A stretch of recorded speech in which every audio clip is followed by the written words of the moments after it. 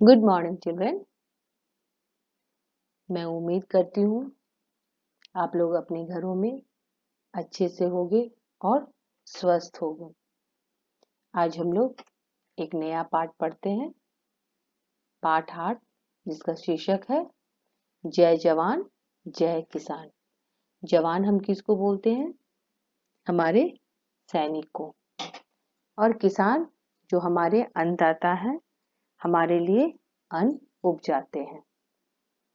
चलिए पाठ आरंभ करते हैं। सबसे पहले कठिन शब्द पढ़ते हैं। तिरस्कार पूर्वक। क्या है? तिरस्कार पूर्वक, असभ्य, निर्भयता पूर्वक, नम्रता, परिश्रम, शीघ्र। कठिन शब्द के बाद अब पाठ आरंभ करते हैं। यह पाठ संवाद विधा में लिखी गई है। संवाद किसे कहते हैं? जब दो लोग आपस में बातचीत करते हैं उसे हम क्या कहते हैं? संवाद। तो इस पाठ में एक जवान जो सैनिक है और एक किसान, दोनों के वार्तालाप का वर्णन किया है। जो क्या है, प्रारंभ में दोनों एक दूसरे को अपने कार्यों को, जवान अपने को क्या कह रहा है? श्रेष्ठ कह रहा है। किसान अपने को श्रेष्ठ कहते हैं। लेकिन बाद में दोनों को एहसास होता है कि नहीं, दोनों ही क्या है? श्रेष्ठ है। तो आइए पाठ आरंभ करते हैं। दोपहर का समय है, कड़ी धूप पड़ रही है। एक किसान पसीने में लथपथ, कंधे पर हल रखे हुए खेत पर से आ रहा है। दूसरी ओर से फौजी वर्दी पहने एक सैनिक आता है। दोपहर का समय है और कड़ाके की बहुत कड़ी धूप है। एक किसान अपने खेत से काम करके पसीने से लथपथ, कंधे में क्या लिए हुए? हल रखे हुए आ रहा है। दूसरी ओर से फौजी की वर्दी में एक सैनिक आ रहा है। दोनों की मुलाकात होती है। सैनिक किसे? किसान से। कौन हो तुम? ऐसे अकड़ते हुए चले आ रहे हो जैसे तुम ही इस धरती के राजा हो। जवान वो सैनिक है, किसे बोल रहा है? किसान से, कि तुम कौन हो और इस तरह अकड़ते हुए क्यों चले आ रहे हो, जैसे लग रहा है कि तुम धरती के राजा हो। किसान गर्व से सीना तानकर, घमंड में सीना तानकर किसान कहता है, हाँ, मैं इस धरती का राजा हूँ। मेरे उपजाए हुए अन्न की बनी हुई रोटी तो रोज मजे में खा लेते होगे, पर मुझे नहीं जानते। तो किसान क्या कह रहा है एकदम घमंड में कि हाँ, मैं धरती का राजा हूँ और मेरे द्वारा उपजाए हुए अन्न की तुम डेली रोटी खा रहे हो, प्रतिदिन रोटियां खा रहे हो और मुझे नहीं पहचानते हो। सैनिक तिरस्कार पूर्वक, अपमान पूर्वक, तिरस्कार करते हुए, जानता हूं, तुम्हें बहुत अच्छी तरह जानता हूं, पर अपने चिथड़े चिथड़े हुए कपड़ों को तो देखो। सैनिक किसान को क्या कह रहा है कि हाँ, मैं तुझे जानता हूँ। तिरस्कार पूर्वक मतलब अपमान कर पूर्वक उससे कहता है कि हाँ, मैं तुम्हें बहुत अच्छी तरह से जानता हूँ, पर अपने चिथड़े चिथड़े हुए कपड़ों को तो देखो, मतलब अपने फटे हुए गंदे कपड़ों को तो देखो। और तुम्हारा शरीर, उफ, कितना मैला है। और उसके शरीर को देख के क्या कहते हैं कि तुम्हारा शरीर कितना मैला है, गंदा है। तब किसान क्या बोलते हैं कि मेरा शरीर और मेरे कपड़े मैले जरूर हैं, पर विश्वास रखो, मेरा मन मैला नहीं है। किसान क्या कहता है? मेरे शरीर और मेरे कपड़े मैले जरूर है, पर मेरा मन मैला नहीं है। कभी कभी तो उजले कपड़े वालों का भी मन बहुत मैला होता है। किसान क्या कह रहा है कि मेरे कपड़े बहुत मैले हैं, लेकिन विश्वास रखो कि मेरा दिल बहुत अच्छा है। मेरा मन मैला नहीं है, गंदा नहीं है। लेकिन कभी कभी क्या है, उजले कपड़े वाले भी का मन क्या होता है? बहुत गंदा होता है, मैला होता है। कहने का अर्थ है कि हमें किसी भी व्यक्ति के कपड़े से उसका व्यक्तित्व का अंदाजा नहीं करना चाहिए, बल्कि उसके स्वभाव से व्यक्ति अच्छा है या बुरा यह पहचाना जाता है। ना कि कोई भी व्यक्ति अच्छा है या बुरा उसके कपड़ों से वो नहीं होता है। सैनिक, बड़े असभ्य हो तुम, मतलब तुम बहुत बदतमीज हो। असभ्य, बदतमीज हो। मैं साफ कपड़े पहने हूँ तुम मुझ पर ही दोष लगा रहे हो। सैनिक क्या कहता है कि तुम बहुत बदतमीज हो, मैं बहुत साफ कपड़े पहना हूँ। सैनिक का कपड़ा, सैनिक की वर्दी क्या होती है, बहुत अच्छी होती है ना। तो वो वही बोले कि मेरी वर्दी देखकर, मेरी साफ सुथरी वर्दी देखकर तुम मुझ पर क्या कर रहे हो, दोष लगा रहे हो। किसान, भाई तुम्हारा मन दुखाने का मेरा विचार नहीं है। किसान क्या कर रहा, भाई तुम्हारा मन मतलब मैं जो ये बोल रहा हूँ, मैं तुम्हें दुख पहुंचाने के लिए नहीं कर रहा हूँ। मैंने तो एक बात कही, तुम कौन हो, अपना परिचय भी तो दो। तो वो बोले नहीं, बात तुम जो मैं बोल रहा हूँ कि कभी कभी उजले कपड़े वाले का भी मन बहुत मैला होता है, ये तुम्हें दुख पहुंचाने के लिए मैं नहीं कर रहा हूँ, लेकिन क्योंकि बात निकली इसलिए मैं ये ऐसा कर रहा हूँ। तुम कौन हो, अपना परिचय तो दो, अपने बारे में तो बताओ। सैनिक गर्व से, घमंड से, तुम मुझे नहीं जानते, मैं सैनिक हूँ। तो वो क्या कह रहे, तुम मुझे नहीं जानते, मैं कौन हूँ, मैं सैनिक हूँ, देश की रक्षा के लिए हमेशा तैयार रहता हूँ, मैं कभी नहीं डरता।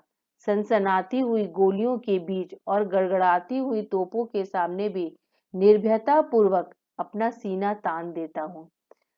सैनिक क्या कह रहा है गर्व से कि मैं कौन हूँ, मैं एक सैनिक हूँ। और सैनिक क्या करते हैं, देश की रक्षा करते हैं। तो वही कह रहे हैं कि मैं सैनिक हूँ और मैं देश की रक्षा करता हूँ। मैं सनसनाती हूँ, मैं गोलियों से, दुश्मनों की गोलियों से और उसके तोपों से नहीं डरता हूँ, बल्कि मैं निडरता पूर्वक क्या करता हूँ, अपना सीना तान उन गोलियों का क्या करता हूँ, सामना करता हूँ।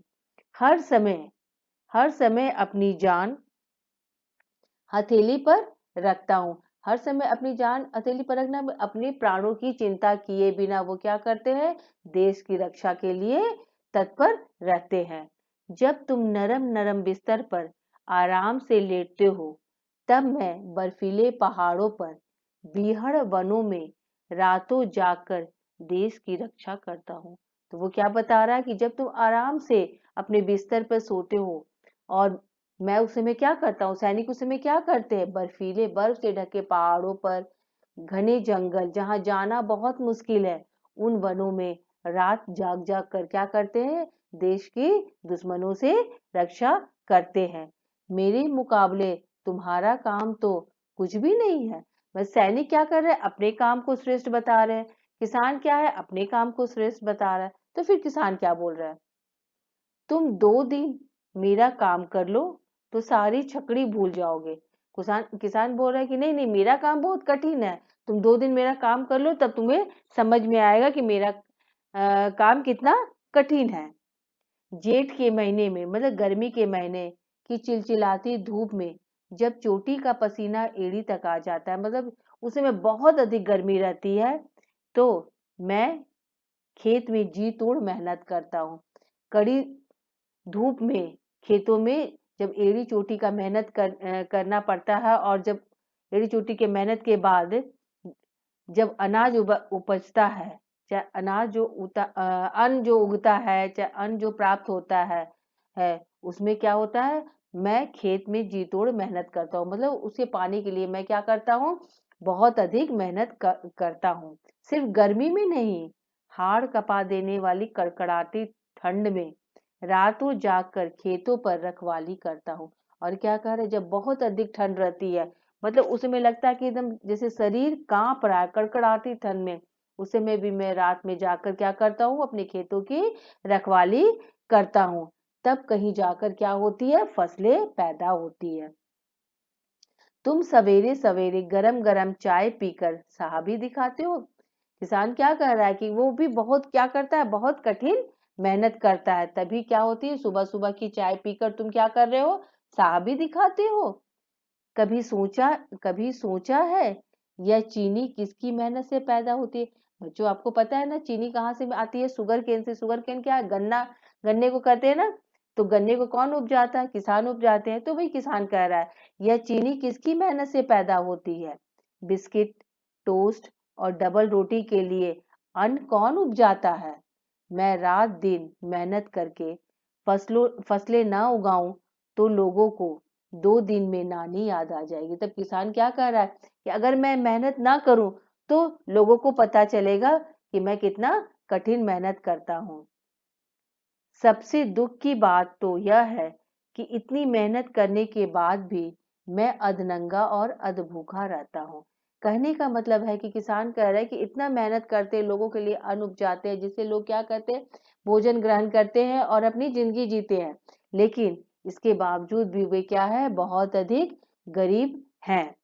मेरी झोपड़ी के लिए फूस भी नहीं जुड़ता और यहाँ तक कि उनके रहने के लिए भी क्या है, मकान नहीं है। तब देखो सैनिक क्या बोलते हैं। सैनिक, मेरी तो जान भी हर समय जोखिम में रहती है। तो सैनिक कह रहे किसान को कि तुम तो मेहनत करते हो लेकिन वापस घर में आ जाते हो, लेकिन मेरा क्या है, देश की रक्षा करने में, दुश्मनों से देश को बचाने के लिए उनकी जान हमेशा क्या रहती है, जोखिम में, मतलब मुसीबत में रहती है। दुश्मन की एक ही गोली मेरे प्राण पखेरु उड़ा सकती है। तो वो कह रहे दुश्मन की एक गोली क्या करती है, उनके प्राण ले सकती है।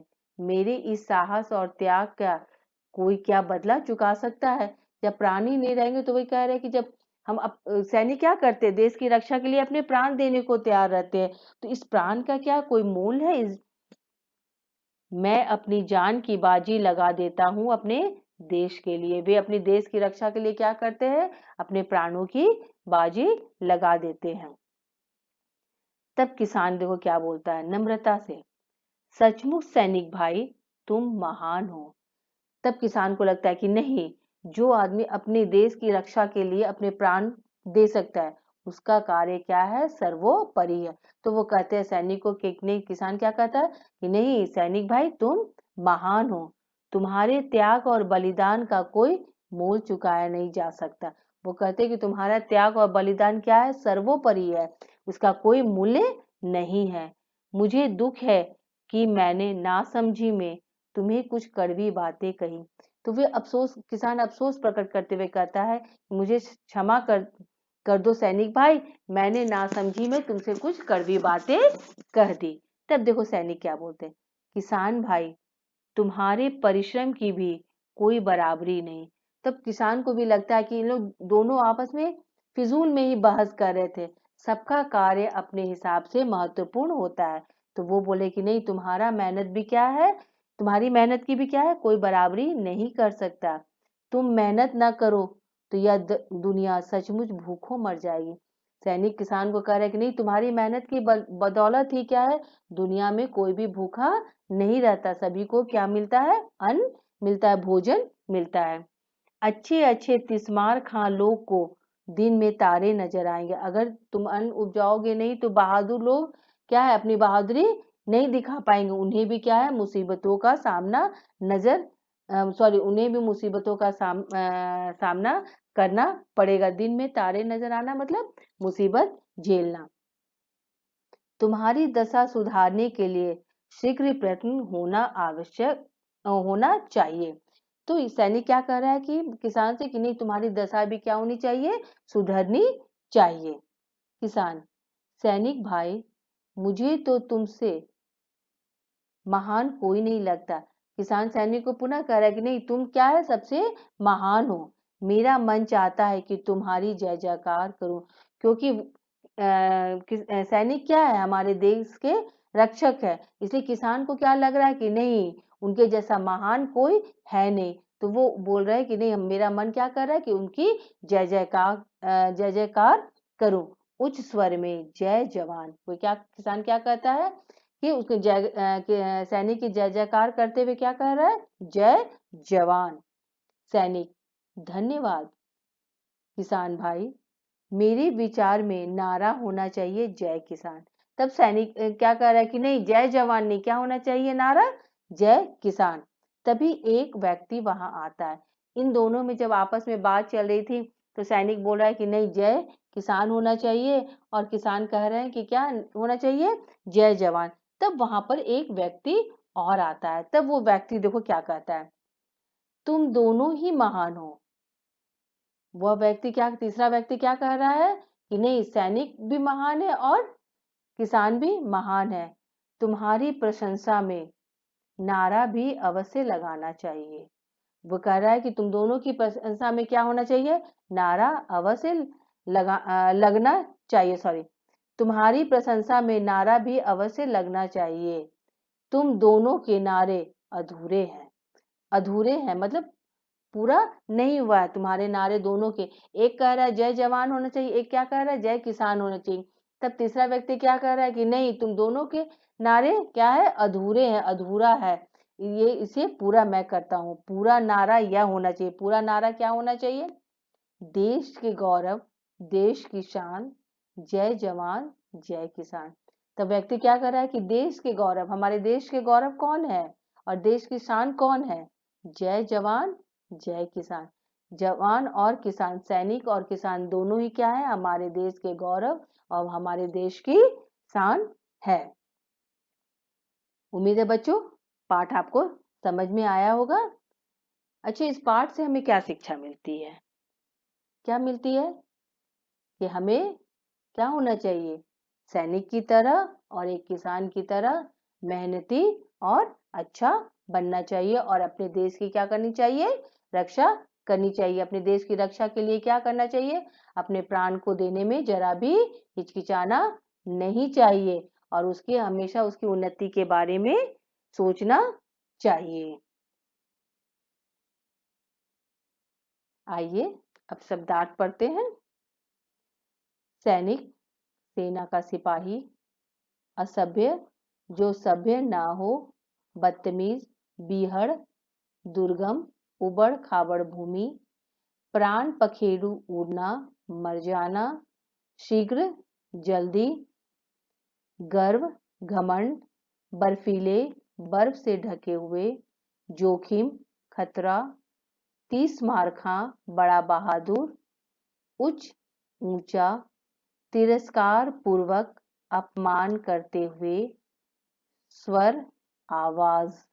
स्वर का क्या है? आवाज। ज का उच्चारण करेंगे, जौ का नहीं, आवाज। शब्दार्थ आप लोग बच्चों याद करके अपनी कॉपी में लिखिएगा। धन्यवाद।